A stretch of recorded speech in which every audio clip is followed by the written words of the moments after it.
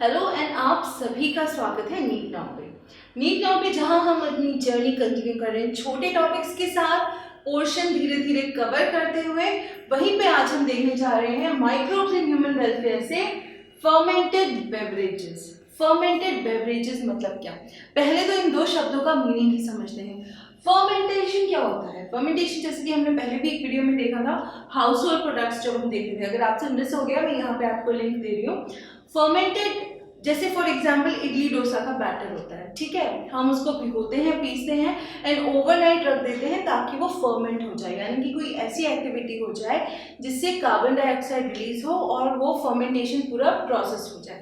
जब कहते हैं कि वो बैटर जो है वो पफ हो गया है। सेम गोज फॉर ब्रेड या केक जब हम बना रहे होते हैं, मफिन स्पेशली, तो उसमें हम चीज़ें ऐसे करते हैं कि वो फूलने लगता है चीज़ें। छोले भटूरे का एग्जाम्पल ले लीजिए, जब भटूरे बनाते हैं तब हम उसको थोड़ी देर सेट होने के लिए रख देते हैं। तो ये सब जो चीज़ें हैं ये सब कौन करता है? ये करते हैं आपके माइक्रोब्स। अब हम बात करेंगे फर्मेंटेड बेवरेजेस की। फर्मेंटेशन का मीनिंग समझ में आ गया। बेवरेजेस यानी कि पेय, कोई भी ड्रिंक, राइट। सो बेवरेजेस का मीनिंग हिंदी में होता है पेय या फिर ड्रिंक। अब फर्मेंटेड बेवरेजेस कौन सी होती हैं? जो अल्कोहलिक बेवरेजेस होती हैं मोस्टली वो। अब वहाँ पे माइक्रोब्स का क्या यूज है? अगर हम बात करें फर्मेंटेड बेवरेजेस या फिर अल्कोहल की, तो पता ही नहीं कितने सालों से माइक्रोब्स इसमें यूज होते आ रहे हैं। मतलब इसकी कोई साइंस नहीं है, कुछ नहीं है, बट अनगिनत सेंचुरीज एंड सेंचुरीज से ये चला आ रहा है। अगर हम बात करें बहुत पहले की भी, तो लोग वाइन, विस्की, बियर ये सब पीते आ रहे हैं। तो ये सब जो चीजें हैं ये बनती कैसे? बार्ले यानी कि जौ, बार्ले जिसको हिंदी में हम जौ कहते हैं, ठीक है। जौ एक सीरियल है, ग्रेन है, इसको फर्मेंट किया जाता है, इसके पानी को, और तब जाके आपके जो भी अल्कोहलिक प्रोडक्ट्स हैं वो ऑब्टेन होते हैं, specially ethanol.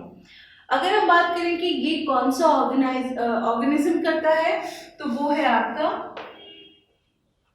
Saccharomyces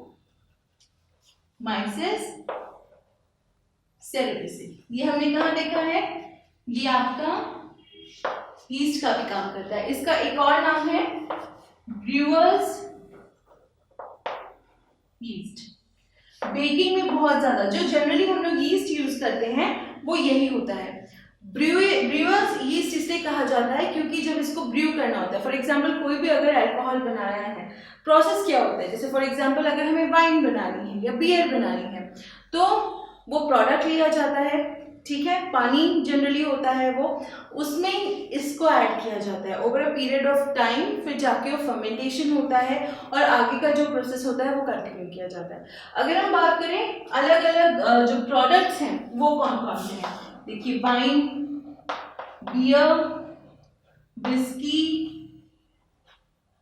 rum and so on, ठीक है।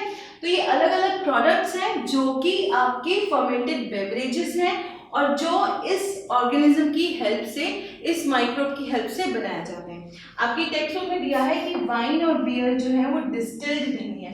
डिस्टिलेशन प्रोसेस आप मुझे कमेंट करके बताएंगे डिस्टिलेशन होता क्या है। और जहां तक विस्की और रम की बात है, ये डिस्टिल्ड होते हैं, क्रिस्टल क्लियर होते हैं, ठीक है। मैंने आपको एक हिंट दी है, अब आप मुझे बताएंगे डिस्टिलेशन एक्चुअली होता क्या है।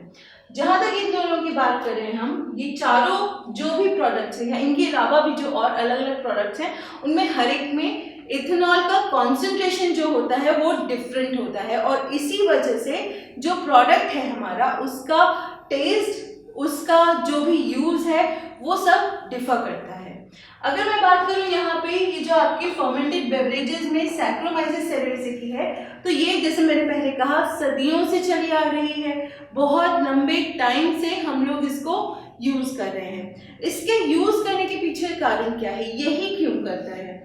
हम लोगों ने साइकिल्स पढ़ी हैं बहुत सारी, एनारोबिक, एरोबिक, तो उसमें यहाँ पे उस चीज का यूज करता है वो ऑर्गेनिज्म। जो कार्बन डाइऑक्साइड ट्रैप करना है, जो उसका यूटिलाइजेशन करना है, वो कैसे होगा? वो सब इस ऑर्गेनिज्म के द्वारा होता है। बेसिक चीजें जो आपको इस टॉपिक में, हालांकि बहुत शॉर्ट टॉपिक है लेकिन जो याद रखनी है, एक तो आपको याद रखनी है कि सीरियल्स को मॉल्ट किया जाता है। मॉल्टिंग एक प्रोसेस होती है जिसमें जो ग्रेन है उसको क्लीन करके, ड्राई करके, उसको फर्दर पानी में रख के एक तरीके से उसका जो सत है वो निकाला जाता है। तो वो प्रोसेस याद रखना है। सीरियल्स कौन कौन से यूज होते हैं? Major barley. फ्रूट जूसेस भी यूज होते हैं, जैसे अगर हम वाइन की बात करें, वाइन बनती है ग्रेप्स से, अंगूर से, तो फ्रूट जूसेस भी यूज होते हैं। अंगूर के अलावा भी कई सारे फ्रूट जूसेस हैं जो कि आपकी वाइन बनाने में या कोई और प्रोडक्ट बनाने में हेल्प करते हैं, फ्लेवर डालने में भी हेल्प करते हैं। तो फ्रूट जूसेस भी यूज किए जाते हैं। ये चीजें आपको याद रखनी है कि आपका रॉ प्रोडक्ट कौन सा है, ठीक है। सेकेंड, आपका माइक्रोब कौन सा है, यहाँ पे जो भी आप माइक्रोब यूज कर रहे हैं आपका प्रोडक्ट बनाने के लिए वो कौन सा है। एंड लास्टली, प्रोडक्ट्स कौन से हैं। प्रोडक्ट्स में वाइन और बियर जो है वो विदाउट डिस्टिलेशन है, और आगे जो whisky, rum and so on products हैं वो डिस्टिल्ड प्रोडक्ट्स हैं। डिस्टिल्ड प्रोडक्ट्स जो होते हैं वो ज़्यादा प्यूरिफाइड होते हैं, ज़्यादा क्लियर होते हैं। तो इसीलिए जनरली कहा जाता है कि ये चीज़ें आप उनको मिक्स करके पिया करें, है ना। तो इसीलिए ये डिस्टिल्ड प्रोडक्ट्स हैं, यानी कि इनकी प्योरिटी ज़्यादा है। तो ये फर्क है इन दोनों में। बहुत छोटा टॉपिक है, फटाफट रीड कर लीजिए ताकि आसानी से समझ में आ जाए। बस इसको याद रखना है आपको, ब्रूअर्स ईस्ट को यही बेकिंग में भी यूज होती है। बेकिंग में यूज होने वाली डिफरेंट नहीं है। बेकिंग में, ब्रेड में, पाव में यही यूज की जाती है, ठीक है। बेकर्स ईस्ट भी कहा जाता है इसको।